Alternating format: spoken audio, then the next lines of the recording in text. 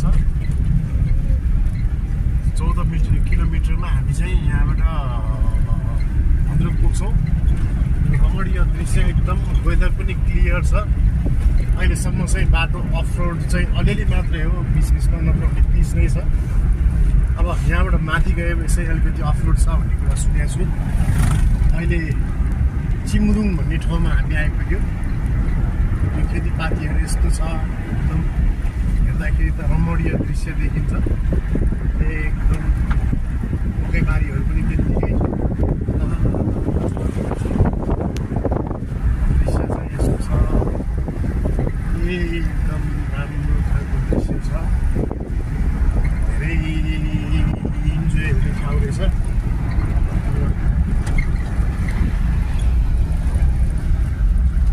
Okay,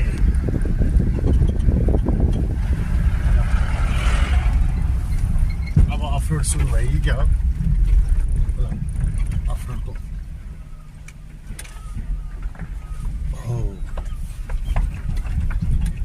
Scorpio मात्रै आउँछ भनेर स्कर्पियोहरू आउँछ भनेर लगाएको, तर मैले चाहिँ मेरै गाडी लिएर आइरहेको छु। बाटो चाहिँ यस्तै हो, यो अफरोड अलिक कहीँ पिच कहीँ अफरोड। अब चाहिँ अफरोड सुरु भयो जस्तो लाग्यो मलाई।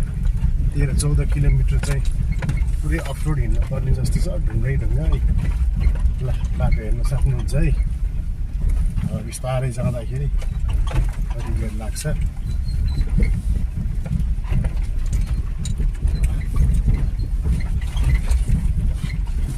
यो चाहिँ यस्तो छ।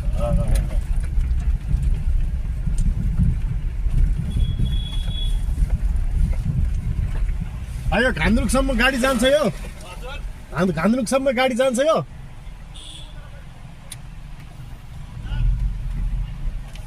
भाइ घान्द्रुक गएर आएको, यो गाडी जान्छ?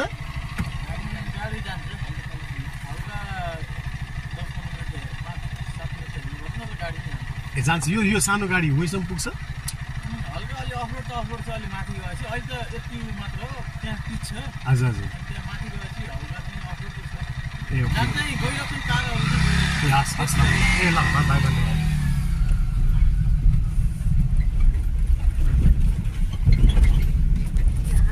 पहिला सुरु